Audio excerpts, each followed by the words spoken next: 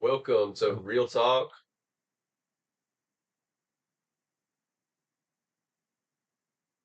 Welcome to Real Talk at the Round Table with William Morcom and Coach David Smith. We've got a special, beautiful couple here, Sherman and Semise Daley, marriage coaches. They have been marriage coaches, helping marriages out for 3 years now. And come on in here, Sherman and Semise. I want to know the story behind what birthed this practice. I guess I'll start first. You gotta get the long version. So, we got married 4 years ago. We met online. Actually, so long story short, we've been both in long-term marriages that ended in divorce, unfortunately. And after quite some time, I was divorced for 7 years, my wife 10. We were praying for a right partner, and we met online. And she checked all the boxes. She came with all I asked for and more. So I was happy as a clam, and I checked all of her boxes. And we met about 8 months later. We got married, and We were on the fast track. yeah, We thought we knew what we were doing. we've been there once before. Yeah. And 3.5 years later, we separated, and a year later, we got a divorce, and it was quite painful. We were divorced for 3 years, and then we got remarried in 2020. Yeah. So we originally got married in 2012, divorced in 2017, and then remarried in 2020. And that journey was rather painful, but also insightful, because out of it, the Lord taught us how to restore our relationship. Mhm. Because in order to make it work, there's some things that we both needed to change.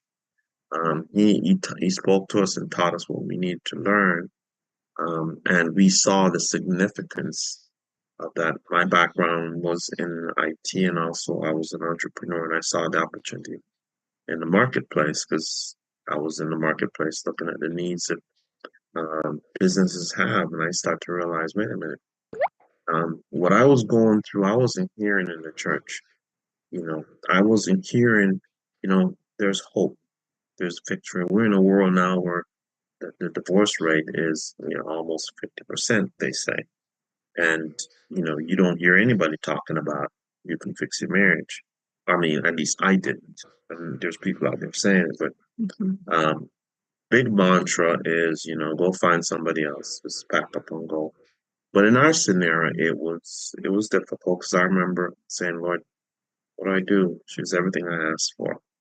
And he said to me, you need to learn to understand your wife.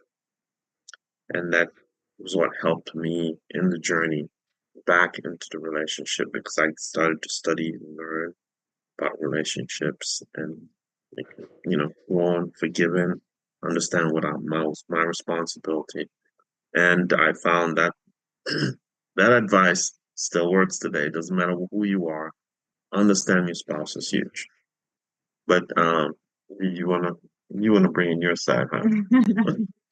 You did a good job. You did. I just want to add, our separation was painful, and the divorce, obviously, that's it's not a the objective of anyone when they get married, right? You say vows and you mean them at that time, but life gets hard. And so we found ourselves, even in the midst of thinking that, we had the perfect person, like this is my person, um, divorced. And it was painful. Um, when we decided to get help and consented to both go to professional counseling, prayed about that. We prayed about who we were going to allow to counsel us. And the Lord answered our prayer with a professional Christian, very experienced counselor. And on our first meeting, after he heard our story and that we had been divorced, um, he gave us a statistic. And that statistic was people that have been divorced and living apart as long as we had have about 1% chance of making it. I saw your eyes blinking there. Well, yeah, 1%. He didn't say 10, he didn't say 5, 1% chance. So this was during COVID, so we were meeting with him via Zoom. And so we ended the call, and I was devastated. We had been already apart, and this was my glimmer of hope that, okay, maybe this marriage is salvageable. And he gives us this stat of 1%. So I told Sherman, I called him, or we called, and I said, I'm not sure if he's the right one for us. He's a little too pessimistic. I need somebody with a little more optimism here to get us through this.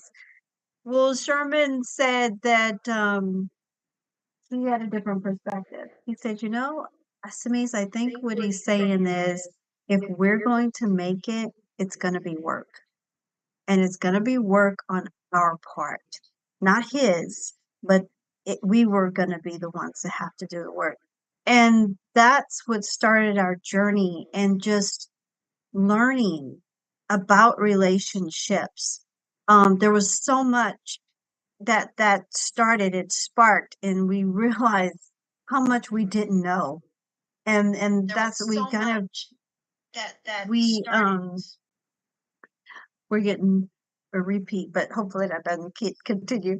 But we learn so much, and it was Albert Einstein that says the more, and I'm paraphrasing, the more I learn, how much I didn't know. And that's what we have, this journey, these 4 years, with the 3 years going into coaching now.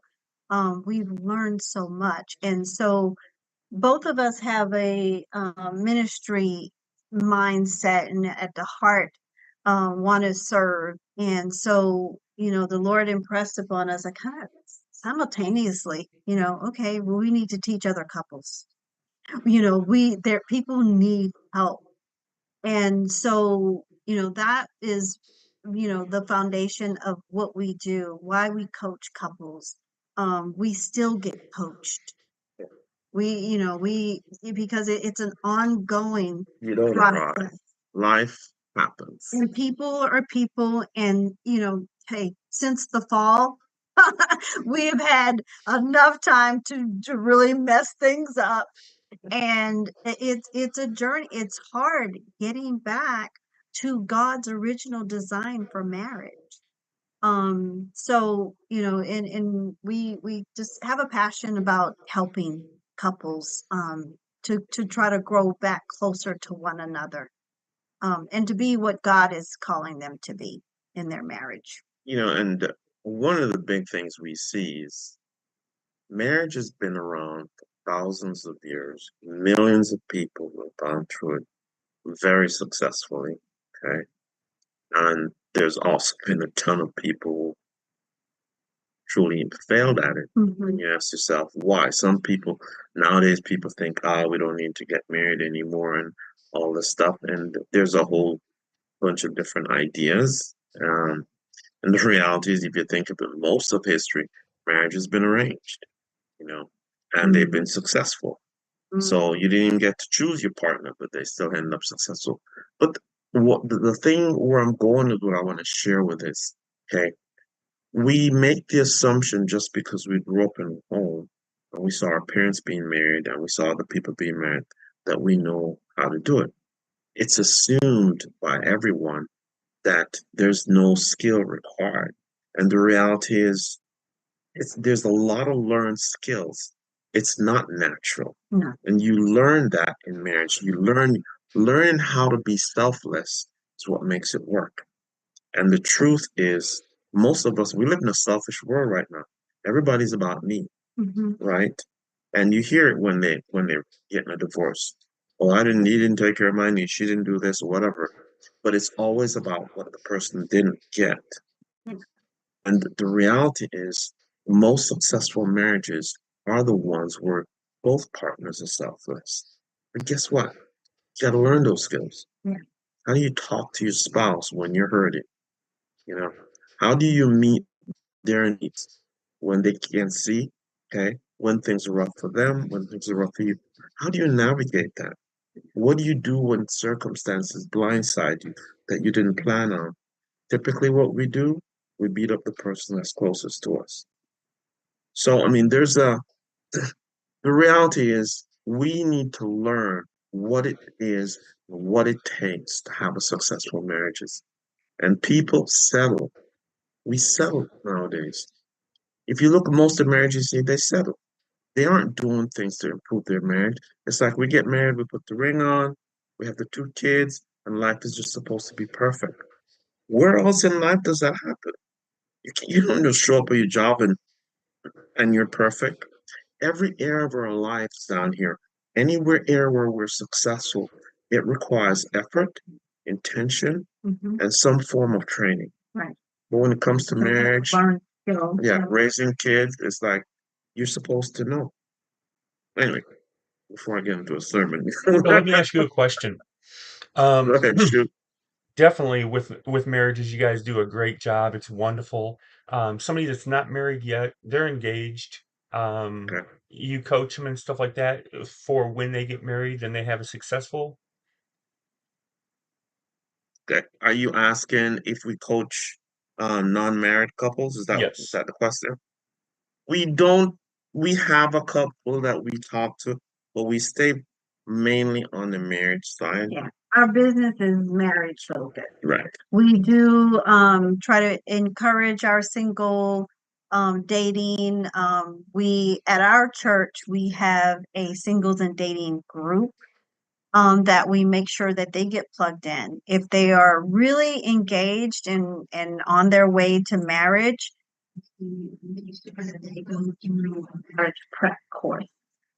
But we haven't made that part of our niche. We're the married on that. Once you cross over, then you're ours. Then we feel like that's where God is calling us to. So we just really encourage people that are planning to get married to not take it lightly, to do their homework, do their due diligence, be intentional before they do marry. We do have some stuff to say to those people. If you're here and you're considering being married, you're gonna get a wake-up call. You can prepare for it. I mean, you can. As much as you Yeah, can. you do need to prepare. But the reality is, there's gonna be things that's gonna come up that you can't plan on. Every can't. marriage has struggles. And that's what I don't think people realize that, there are several philosophies out there. One of the theories that we really like and we've adopted divides marriage relationships into 5 different um, facets or 5 different seasons of different areas that pretty much every marriage goes through. And so no matter the marriage, there is going to be a honeymoon, phase, where everything's so good, it starts before marriage and that's why you fall in love. Everything's great.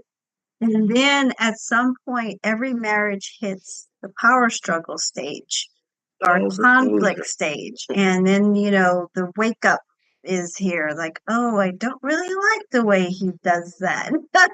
That used to be cute, but it's not cute anymore. And little things like that. And then to big things, right? The power struggle stage. And then interesting enough, the philosophy we subscribe to is The third phase is commitment. And, I was a little surprised at that. I was like, okay, I thought commitment started when you put the ring on. You know what I'm saying? I'm committed to you. No, the commitment is actually the third stage. And I just want to back up. Most marriages do not make it through stage 2. And that's where your divorce happens, where you have the power struggle stage. Okay. So once you get through that stage, you get to the commitment stage. And that stage is where, you're in. We've been through the struggles. We're here. We're locked in. You got my back on that, yours. Yes. And then the fourth stage is a phase where the couple views themselves as we're together against the world. It's me and you, baby, and everybody else doesn't matter. We're locked in.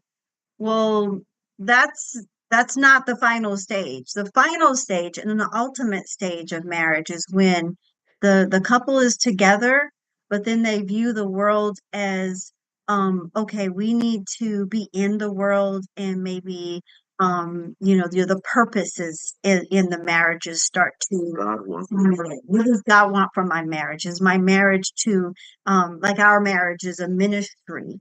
And these stages, they do kind of wax and wane. They're not, completely linear. They can, go back and forth. But like I said, it's once the commitment, once the marriage is there, that relationship is gonna go through those stages. And that's when we want to step in and help couples, is especially in that stage 2 where they're going through the power struggle stage. So just for clarity purposes, I heard 4 stages. I didn't hear 5. I heard the So first stage is honeymoon. Second stage is conflict or power struggle. Third stage is commitment. Fourth stage is the me and you against the world. Fifth stage is me and you in the world, got it. and for the world. To what is our purpose? What are we here for? To help better the world. To in Christian context, where do we serve the body? Right. Thank you for that clarification, Semise. Yeah. Okay, so is it possible to go through the stages and then start to regress? Yeah. Okay. Yeah. Okay. We're dealing with people. We're variables. We're not, Yeah. unfortunately, we're not cookie cutter. God gave us all a choice. So you can choose to regress or change or, and that's unfortunate, but yeah, it's possible. Yeah. But it's it's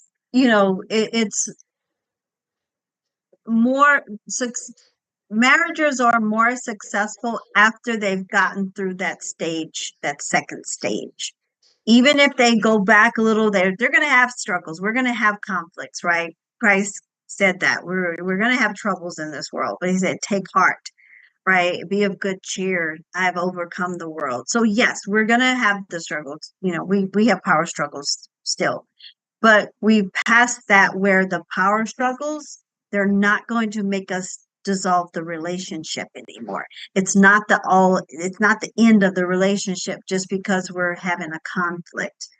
And that's where most of your conflicts start rising.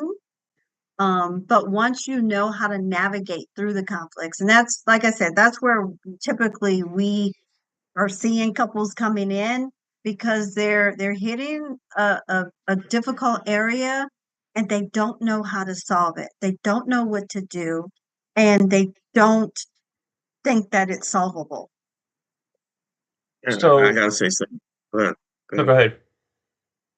go ahead. There's a point there that most people think they're getting divorced because they don't like the person or they don't like this. Typically, what happens in a divorce, you hit a point where you've encountered a situation in the relationship that you are unable to solve. That's what it is. And you think the solution is to get rid of the person to get rid of the problem, and that's not true. That's the lie. That's the deception, especially as Christians. We're buying into this crap, and and it's a lie.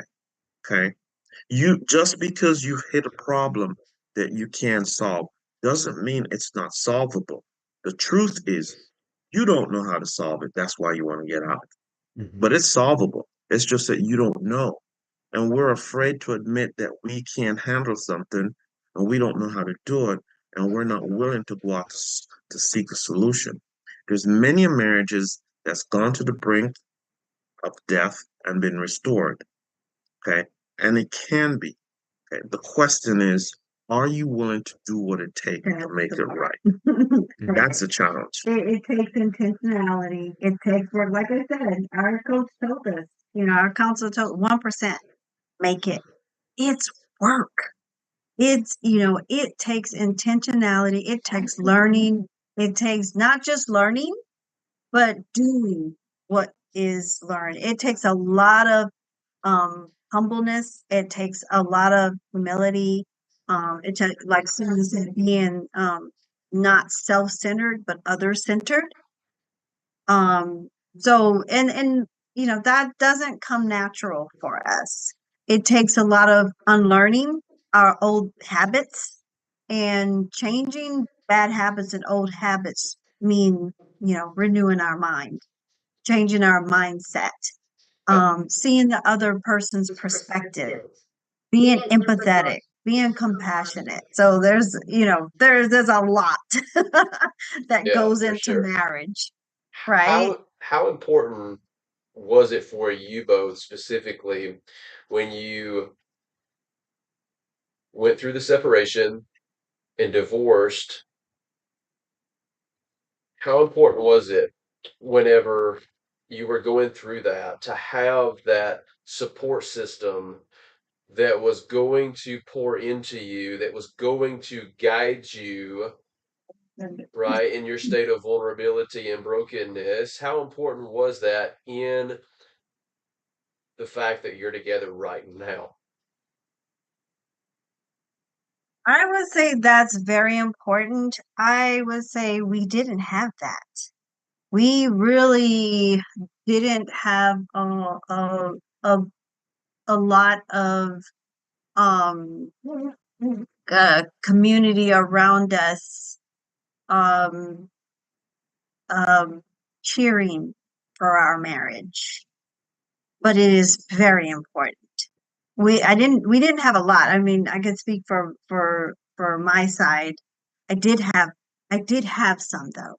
I did have people still praying and still hoping.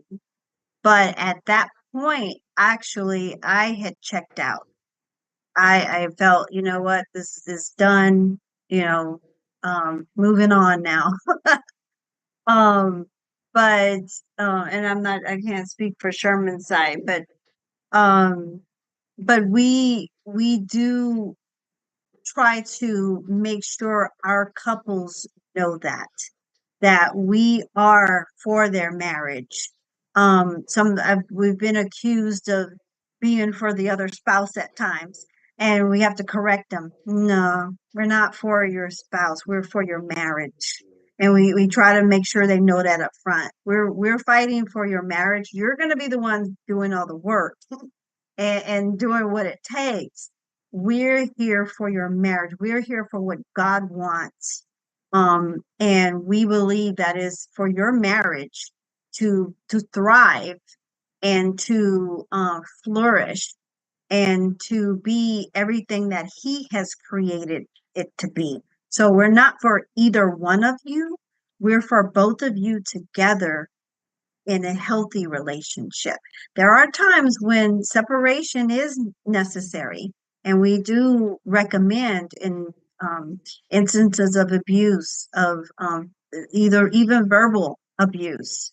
No, that God, allowed divorce for the hardness of man's heart, and that's to be protective.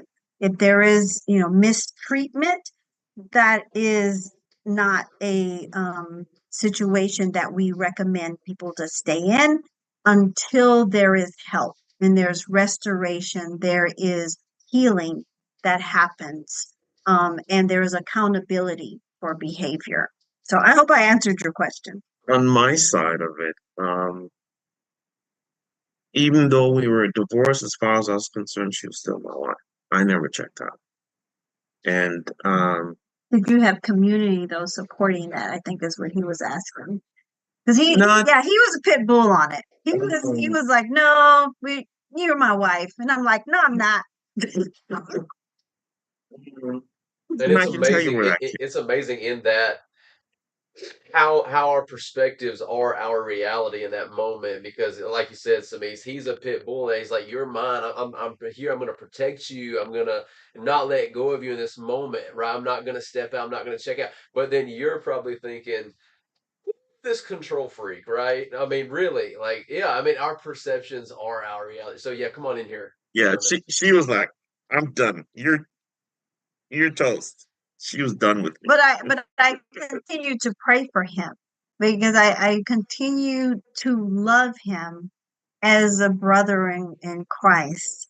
I continue to, because who knows your um inadequacies, your weaknesses better than the person that you've committed and lived with. So I knew there were areas that I could see, um, and looking back now, it's I could see this man. I could see the powerful man, but back then he wasn't acting like but so I continued to pray for him and what God had for him, but I just didn't think I was going to be with him anymore. If that makes sense. But my prayer wasn't, Lord, strike him down. No, it wasn't. It was still, Lord, open his eyes, open his ears. Let Holy Spirit, you rise him up to the man that you have created him to be. And lo and behold, I walk away with the prize. So I feel like even though I felt like I checked out, that prayer for him, initially the prayer was for him to turn his heart towards me. And so that was my prayer for a long time. But then when I didn't see that happening, I was like, okay, Lord, well, if his heart isn't towards me anymore, still bless him, but I'm ready to move on. But in God's timing, God opened the door for us to, like I said, reconcile. And interesting enough, the getting the counseling was something that I wanted to do for a long time when we were struggling before we separated, and he never did consent to it. So that was my ultimatum for us even thinking about reconciling, was getting counseling. And God has a sense of humor. Now this is what we do. Well, when you mention that story, it kind of reminds me of someone. I know someone that's going through a situation similar to that, and they're like, "Well, it's going to come back around," and they're holding on, Mm, and just they know that it's going to come back together, and they just hold on. The other person's like, "No, no, no, it's done." yeah. The interesting thing about that, I'll tell you for me, um, I, like I said earlier, I went to the Lord. I mean, after we'd separated, it's like, Lord, what do I do? Okay, I mean, she's everything I asked for, and you gave me it. So what do you do when you ask God for what you want and you get it, and it's now not there? Do I go back and ask him for something else when he already gave me what I wanted? What we typically do is we try to just trash it and move on. Yeah. But um, I went back to him, it's like, you know, what do I do now? And he says, you need to learn to understand your wife. And, you know, I have to tell you this because because after we've been doing this a while, question came up, what did you do to restore your marriage? Mm, And I started thinking about it. You know what I did? I went to God And I listened, I did what he told me to do. Mm, Told me to learn to understand your wife. And it's in that learning I start to realize that, one of the things our culture tells us, men, you can't understand women. That's a lie. We can understand women. Okay? See, we've been told us crap. And then they tell the other thing, women, you understand men. No, you don't. Women don't understand men. We don't think the same. And Okay? it's And we not just don't. in the culture, it's in the church too. I can't tell you how many times I've heard that in the church around the family table as a joke. It's just Exactly. thrown off. It's like, good luck understanding her, right? And it's just like this Right. joke. So it's very intriguing to me to hear you say those words. God actually told you you need to learn to understand your wife, Semise. You need to Right. learn how to understand that. Right. mhm, Or And her. mhm. at first, okay, and what I had to learn is I hurt her. She was wounded. She was lashing out at me. And see, you don't learn that unless you're willing to learn. And a lot of men aren't willing to learn about their wives and why she is the way she is. We've accepted, oh, she's just a crazy bee or whatever term we use. I mean, we have these things. We branded the person so you can't see the truth Mhm. and you can't see where you need to make a difference. And the reality is, God wants our marriage to be whole, Mhm. but He's not going to do it without you. See, Mhm. we want the results, but we don't want to do anything about it. Mm, We don't want to learn, we don't want to change, but we want everything to work out mhm, great. Mhm. And that's part of the challenge in marriages. In order for it to work, you need to be other centered. mhm. Mhm. All of us are self centered. So Amen. unless you're willing to learn to be other centered, you can have some good things, but you want it to flourish. And I'll tell you this, there is no reason why your relationship can't be as sweet as when you first met was dating each other. I don't care how long you've been together. It's Mhm. not there because you've given up, you've abdicated your role in building the intimacy and the love in your We relationship. get complacent. Yeah. And We take things for granted. we buy into what the world says how relationships supposed to be, not what God says it's supposed to be. And then we wonder why things aren't right. Mhm. Well, There and is oh, go ahead. you said, there's a lot of things that separate. It brings me to two things. Men are from Mars, women are from Venus, and then there's another one. Men are waffles, women are spaghetti, or I might have that reverse. But they're both books that like to separate you, and they're lies. They're saying, well, you are this and you're this. Aren't we both human? They actually point out certain things that I do believe we need to be aware of. Yeah, they help you to And the understand the differences, other one. but that's not all of it. And I think where the book has power is because it accesses some aspects of truth there. And there's elements of truth that's in it. We don't think the same, and the way our brain functions is not exactly the same. Hmm. And we need to understand that. But But that once doesn't you mean, yeah, and you're able to communicate correctly, you understand it. It's Hmm. like, yeah, you don't think like, but I understand that you think that way. So the understanding is there because we're human. There are things that we can relate to each other. Once I'm able to articulate why I'm hurt. Well, first of all, I'm acting out I'm hurt, but I don't know I'm hurt. But my actions are acting like a hurt person, right? Hurt people, Hmm. but I don't know I'm hurt. I Right. just know I'm mad. Yeah. Now, And you follow me? Rosemary put a good comment in the chat. God intentionally made men and women differently so that they could complement each other. I love that. That's right on point. Absolutely. And that thank you, Rosemary. Yes. Rosemary, thank you. I just wrote that down. I wanted to remember to say, and that's a good segue. God uses our spouses to heal the wounds of our past.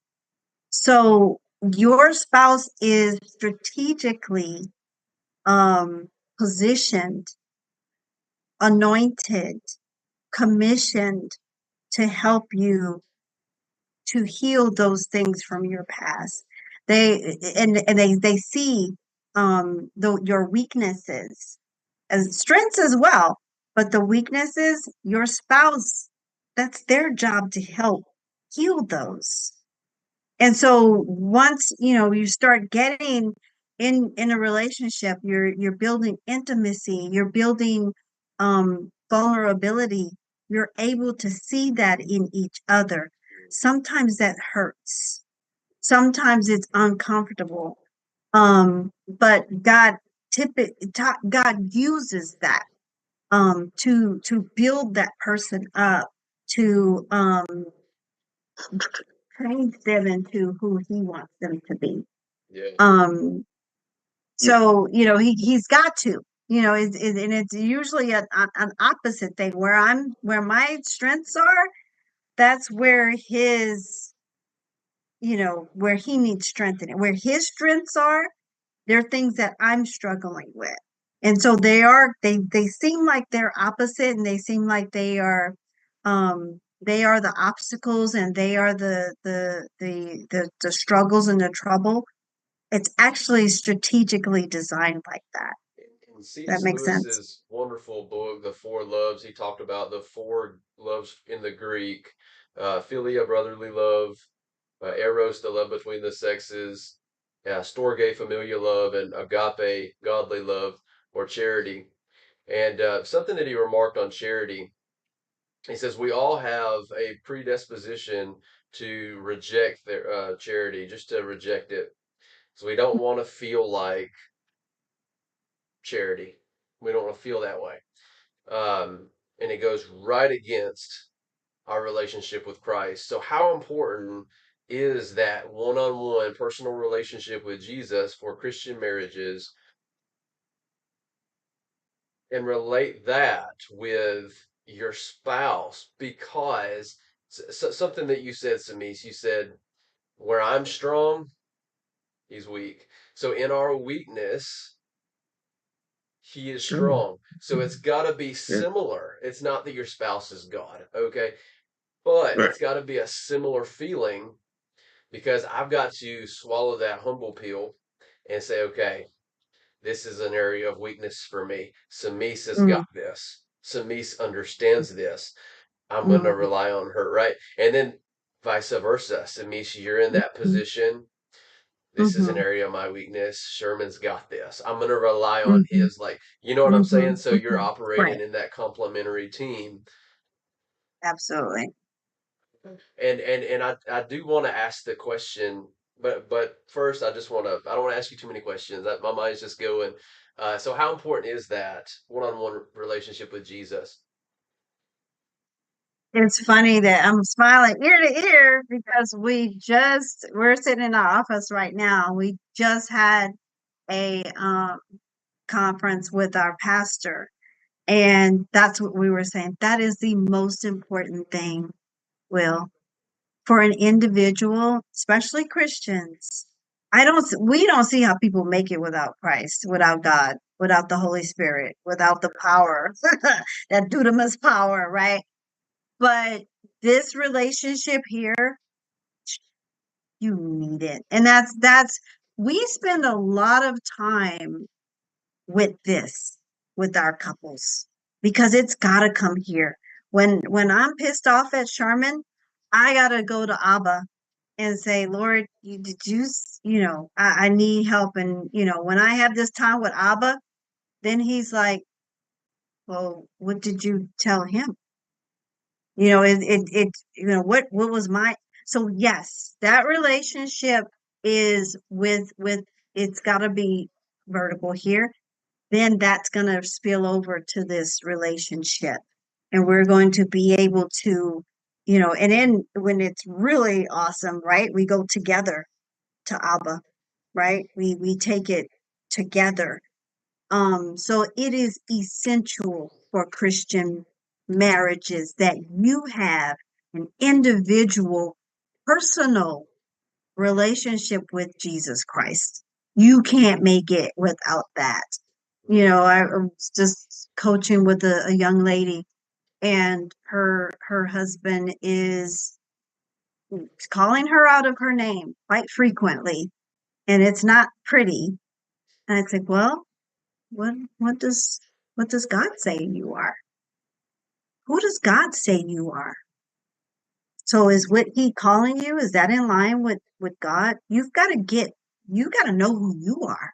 And where you are, your identity comes from him first and foremost. What is it? His word doesn't say a wife is a burden.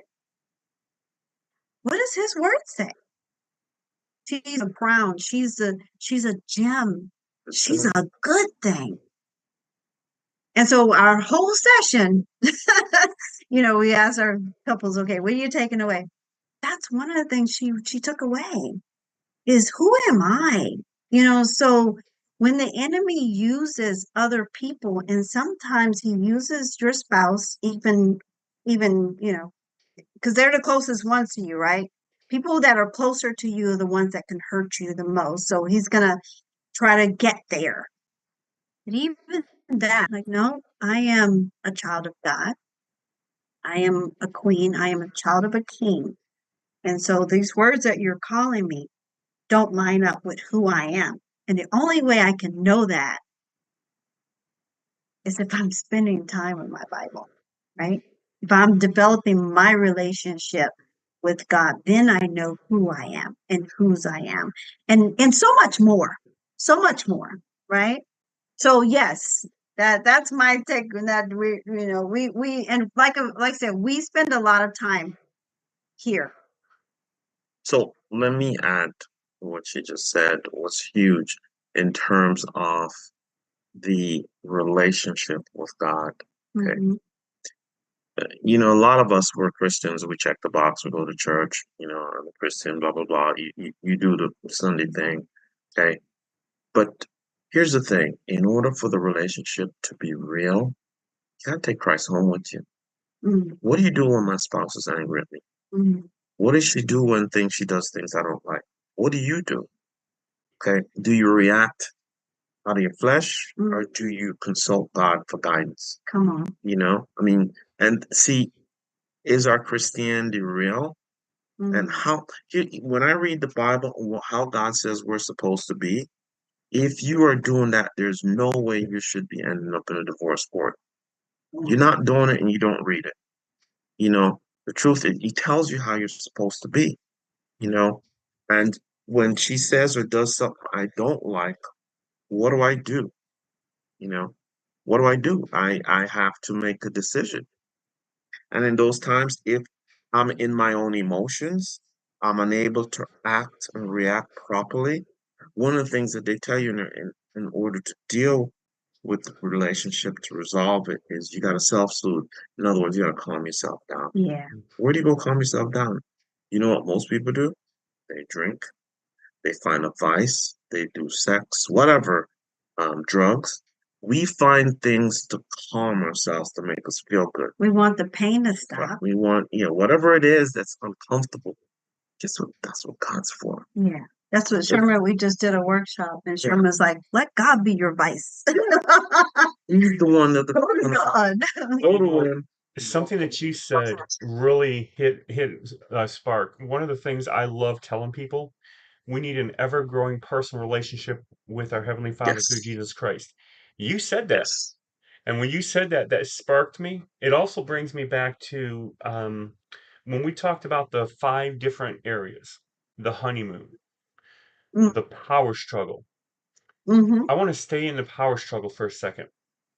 Mm-hmm. If we have that strength, where we are building our personal relationship as well as Mm-hmm. our together relationship, because we should be going like this and like this, right? Right. If we're developing our personal and marriage relationship with our Father, then the power struggle shouldn't be as long, and we should get through that quicker because He's strengthening us. How long is the power Exactly. struggle phase usually? I know like the honeymoon is usually like 4 to 6 months. How long is a Right. power It struggle? it varies because there's people who've been married 10, 15, 20 years. will still have power struggles because we're adaptable, right? We adapt to things. So there's a lot of people who you just kind of set up boundaries because you're not willing to give. Okay, Mm. and you'll continue to have certain power struggles, and you define how the power struggle is going to go away, but it never goes away. But you've kind of found a way to work with it. So it could be years, it could not be. Because the thing about is the reason why there's power struggle is that you're with another individual who's not exactly like you, didn't grow up like you, didn't learn things the way you did. So there's no way in the world that Different expectations than you. there's no way in the world that they're gonna do everything exactly the way you like it. And the reason why we have the power struggle is because we're all selfish. We want our own way. One of the biggest problem in marriages, we are unwilling to give up the power to be right. Mm. What did God say? There's no one right, Mhm. but we all want to be right.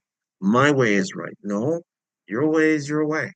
Mhm. Okay? Only God's way is right. Right. And all of us, the biggest struggle we have in the power struggle, you know what it is? I think I'm right, so I'm gonna do this. The other person is that. And when you walk with Christ, there's a willingness to give up the need to be right. Right. I don't know about how other people do it, but for me, unless I'm walking with Christ, I'm not gonna be humble enough to let go of being right. Because we all have that selfish desire. I want to be right. I want to win. But we win the battle and lose the war Yeah. over and over. Yeah. And a lot of times, we have couples that come in and they want, he needs a change. Yeah. It's her fault. He needs a change. Yeah. All right. They're both pointing at each other. If only she would, if only he would, if And only she she would. would. Yeah. And the And truth is, if only you would. yeah, concept we learned at the Family Life Ministries workshop, at the beginning of the workshop. They said, you come here to grow, you come here to learn. We want you to draw an imaginary circle around yourself. So everything that you hear in this conference, everything that you learn, apply it to everyone inside the circle. Don't sit there and think, oh, he needs to hear this. He needs to hear this. Oh, if no, everybody in the circle. And so that's one of the first things that we set up. We try to get that thought to the couples. You can only control everyone in your circle. So if you have any issues with the way your spouse is doing something, let's teach you how to control you in the circle. Yeah, that's powerful. Yeah, we can't control anybody else, right? So we might as well focus all of that energy and that longing for control towards the one we can control. That's powerful. Okay, so That's right, because that's the power stage. That's the power stage. I'm trying to control you. Do it my way. It's not right, so do it my way. Think like this. Do it like this. Do it like my dad did it. mhm, Do it like my mom did it. This is how we did it and grow up. So there's all of these things, right? We come from different cultural backgrounds. So there's so many people come from differences, and we have to make allowances and grace for those differences. And it's hard. yeah, for sure. Worth it. Yes. But worth it. I Yeah, like it. Totally worth it. absolutely. Totally worth it. Totally worth it. So I told you I had another question, so here it is. It's still here.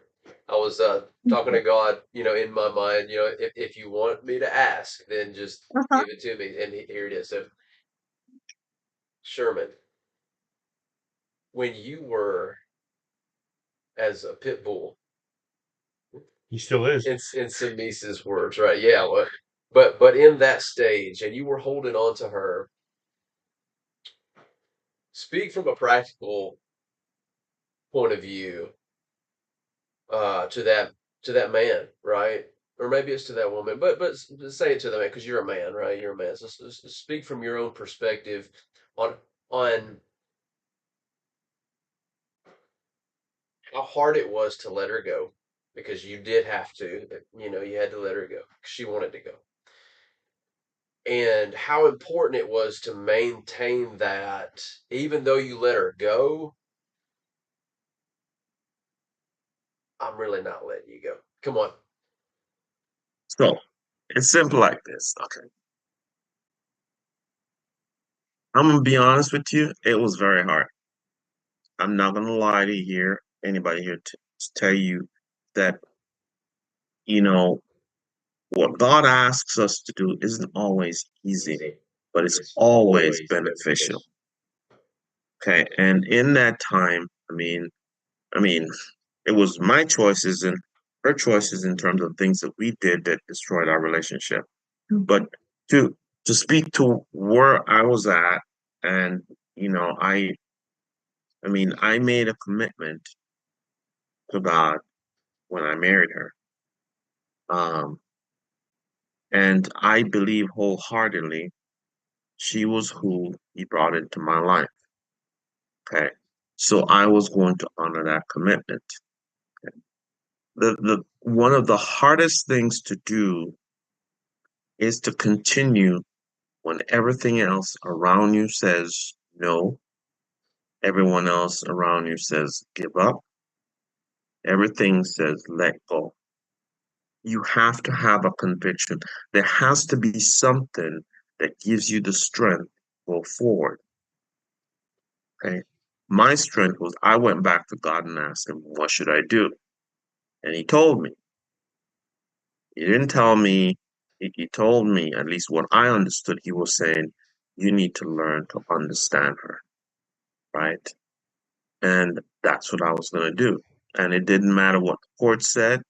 It didn't matter what anybody else said. I heard them, but to be honest with you, it was tough. But I said, I'm going to believe God. I believed him. I made a covenant to him. He's promised me he'll keep his word.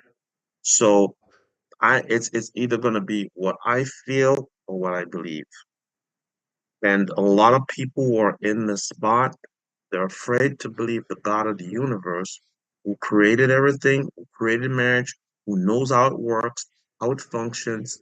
We are unwilling to trust God, and yet He died for you. We're unwilling to trust Him.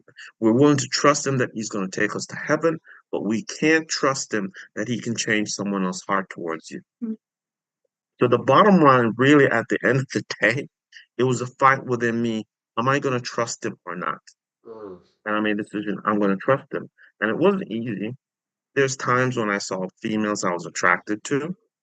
I've been alone for so long. All my desires are welled up and boiling up within me. The practical side of it were human. All those practical human desires and everything was, climbing through the roof. And I had to make a decide. Am I going to go with my flesh or am I going to believe what he promised me? And I said, I'm not going to give up. I'm going to believe. I'm going to trust. Okay. That's what helped me got through this. And I'm not telling you it's easy, but you got to choose who you're going to believe. Are you going to believe your feelings, your emotions that can change in a minute? Or are you going to believe the unchangeable God of this universe? Mm. And I chose, you know what? I'm going to believe God. And I tell you, I don't care where you are right now. If you're willing to believe God wholeheartedly, He will honor your belief. That's what He promised us. That's what He does. And guess what? Do you think God can change someone? At the end of the day, we think that God can't influence our spouse, do the right thing, bring people in their lives to show them principles, concepts, whatever they need. You see, we are afraid to trust the God who gave his life for us to do what we desire. It's something the Lord taught me this week. We do not have peace because we don't know him. A lot of people think they know God. When you know God, you would relax around the stuff. Yeah. Problems will always be here. They'll always be here. And I'm not saying they're going to go away, but you'll be at peace. Yeah. He said it'll give us peace beyond understanding, Yeah. right? But a lot of us, we don't know our God. If we knew him, we wouldn't be doing some of the things we're doing. Did you do a lot of fasting and praying? I know I did. I fasted and prayed. Did you fast and pray? I didn't do a lot of fasting and praying. I did a lot of praying, obviously, but I didn't do a lot of fasting. Because it got to a point where I made the decision that I'm going to believe in honest. And from that point on, it didn't matter what happened. I was going to stay with that decision. I was tempted many times. I wanted to break away, and every time thought came to me. You said X. You said you're going to believe.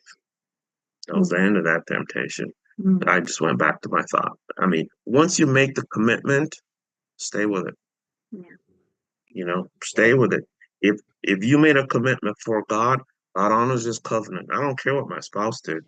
I was going to honor my covenant with my God. Amen. Amen. Semise, was it worth it? Oh, it has been worth it. It has been worth it. Put it this way, it's the best our relationship has ever been. Yeah. Yeah. It really is. We're just so thankful to what God has done.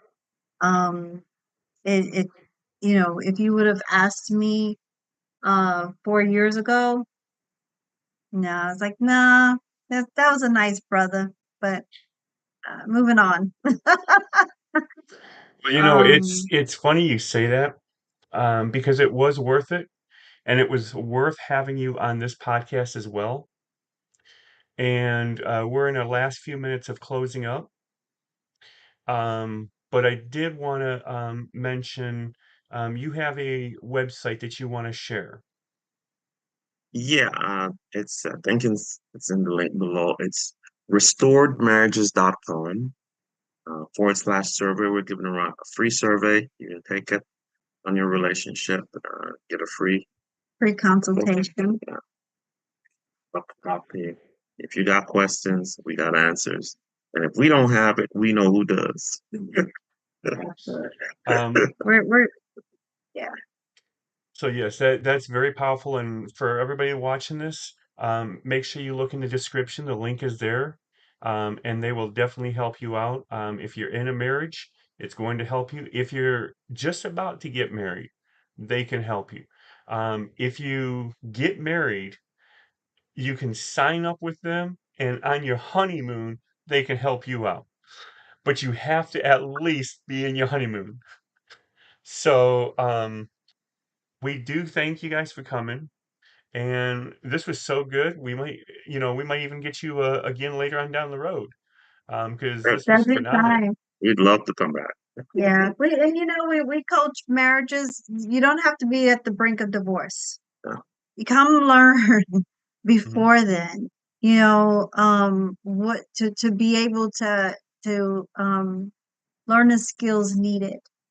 There's a famous quote by one of my favorite authors, Dr. I'm looking at his Hardly.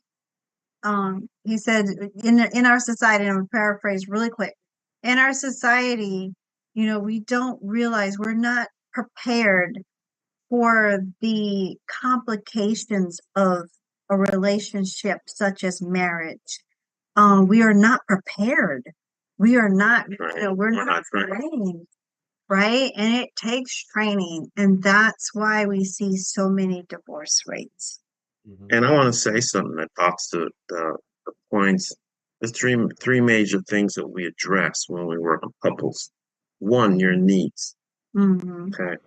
Everybody has needs. Mm. That's why you got in marriage, right?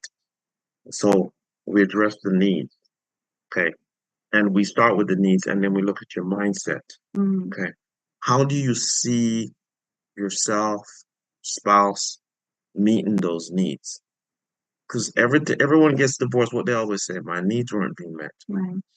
So we start with the needs. We look at the mindset. Do you have a biblical mindset? Okay. And then there's three main things here: habits, patterns, and beliefs. Okay. Those are going to affect everything else you do. And catch this. Do you have the skills? This is the problem with the Christian church. We have the knowledge, the word of God. We know it. You know what we need. You know what we don't have? The skills. Practical way We how to don't do it. know how to apply the principles of God to our marriage. That's why we're struggling.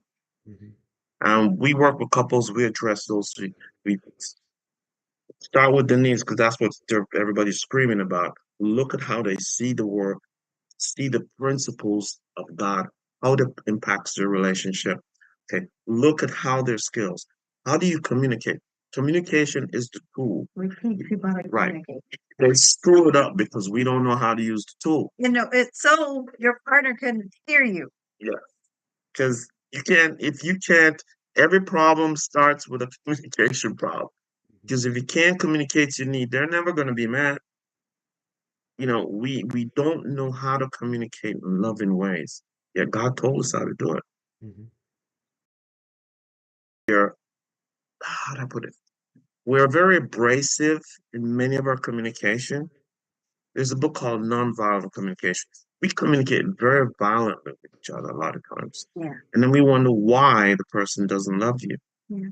You've abused them all day with words, and then you expect them to be lovey and I'll snuggle up to you when it's done. You beat them up. Yeah. And see, there's the skills, we don't know the skills. We don't know how to do the things that we need to do. And you know what? It's all in the Bible. That's right. Yeah, that's right. That is so powerful. So, we'd like to thank you everybody for coming, and make sure you subscribe and check out that link below. And we thank you for coming, and we will see you next time. And remember, same bat time, same bat channel next week.